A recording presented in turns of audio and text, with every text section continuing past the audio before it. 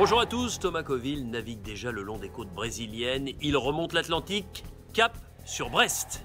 Alors aujourd'hui, on essaiera de comprendre comment Thomas Coville gère la solitude après 37 jours de mer. On reviendra évidemment sur le passage du Cap Horn. Puis on entendra Olivier de Kersauzon, l'un de ses mentors, avec qui il a fait un tour du monde en équipage.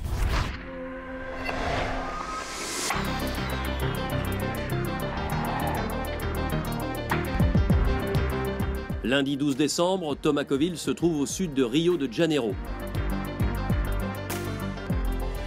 Je suis très ému de passer le Cap Horn là, parce que ça représente beaucoup de choses. Ça représente des années de travail, ça représente une pugnacité. J'avoue que je me suis écroulé de fatigue juste après avoir passé le Horn au lever du jour. Je ne l'ai pas vu, j'étais trop loin, il était dans les nuages de toutes les façons. Et là j'ai réalisé qu'on a fait un super boulot, moi je me suis défoncé comme jamais. J'avais pas vu de terre depuis Madère, là c'est une émotion incroyable. J'ai parlé à des gens ce matin, et j'ai 2 bateaux qui sont venus me voir. J'ai parlé au Coast Guard, je les ai vus, ils sont venus à côté du bateau. Bon voilà, c'est sorti du no man's land quoi. Et puis les températures vont très vite monter, je le sens déjà. Ça c'est appréciable. Et là depuis cette nuit, grosse mer croisée et là ça a forci, on est dans des vents entre 40 et 50 nœuds. Pas très agréable, pas très facile. Voire franchement faut pas tout casser quoi. Sinon c'est sublimement beau. Et oui, il n'y a pas que moi, il y a un bout de souffle. Bon allez, à bientôt.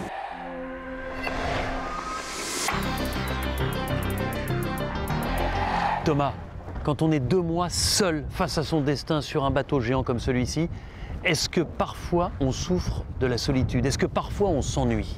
Je serais un énorme menteur si je disais qu'effectivement il n'y a pas des jours où on s'ennuie.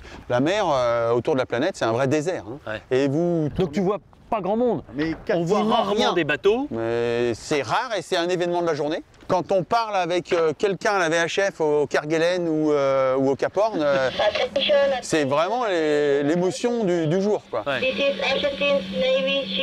Finalement, la présence la plus forte, c'est la lumière. Ouais.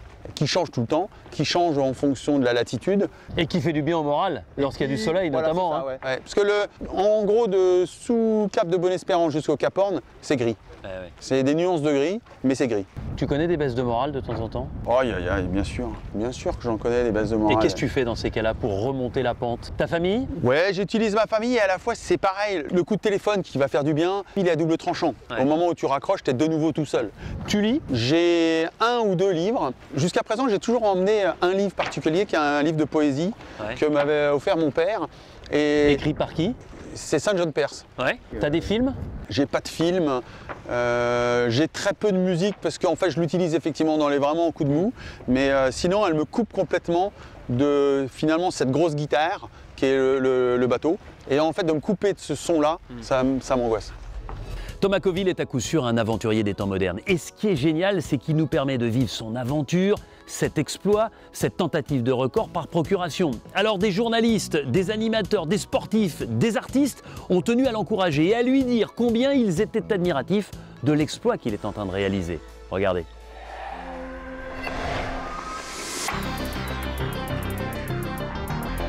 Olivier de Kersauzon, que représente ce qu'est en train d'accomplir en ce moment Thomas Coville sur cette tentative de record?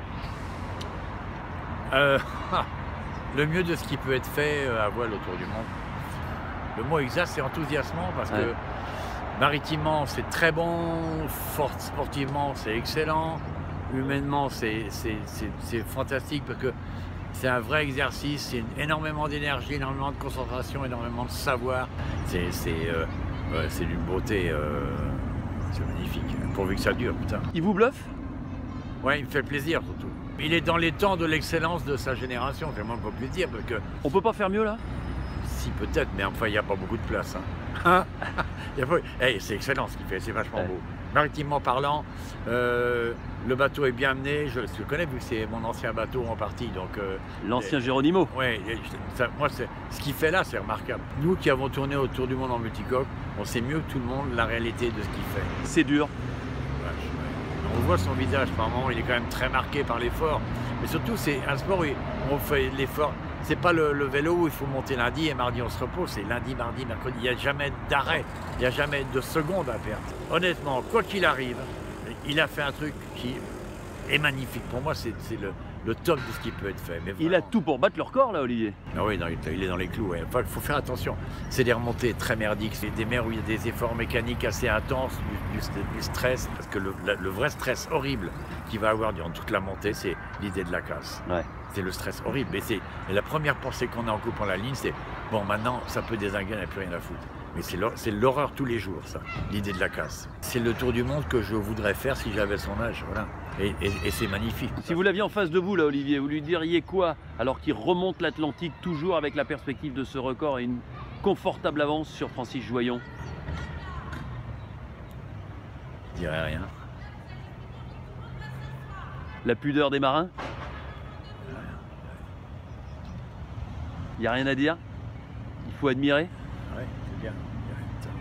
Ça fait plaisir, ça fait vraiment plaisir.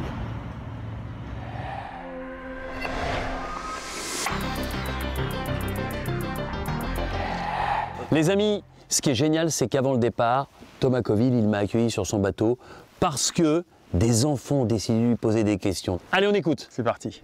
Bonjour, je m'appelle Elena, j'ai 10 ans. Pourquoi as-tu choisi Sodebo comme sponsor?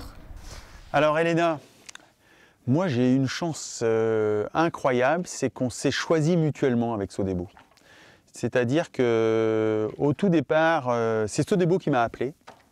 Et après, j'ai effectivement rencontré des gens qui finalement aujourd'hui sont devenus beaucoup plus qu'un sponsor, qui sont devenus presque comme une famille autour de moi et qui m'ont appris à grandir et à grandir comme skipper, mais aussi à grandir comme homme, comme mari, comme père de famille, comme ami. Et finalement, c'est ça qui m'a le plus séduit dans cette entreprise, qui m'a fait confiance pour partir et m'aider à réaliser ses rêves de tourner autour de la planète avec un bateau à voile. Ça fait combien de temps que tu es en partenariat avec Sodebo? Ça fait 17 ans. 17 ans, c'est Ouais. énorme! Ouais, Quelle fidélité! C'est incroyable de sentir finalement cette entreprise qui fait partie de mon bateau, qui fait partie...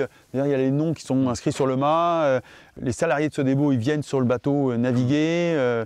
Monsieur et Mme Bougros, c'est des gens qui sont rentrés dans ma tête et qui... Ceux qui ont créé Sodebo. Ouais, ils me comprennent et j'ai rien besoin de raconter. Si on essaye d'être un petit peu plus précis, Sodebo, c'est le propriétaire du bateau? Ah oui, ouais. Ils sont propriétaires de tout. C'est l'entreprise qui te paye et qui paye toute ton équipe? Voilà, c'est ça. Tu es salarié Sodebo? Non, je ne suis pas salarié Sodebo. Sans Sodebo, tu ne serais pas là aujourd'hui? Ah non, ouais, c'est évident. Sans Sodebo, je n'aurais même pas imaginé partir autour du monde en solitaire sur un multicoque.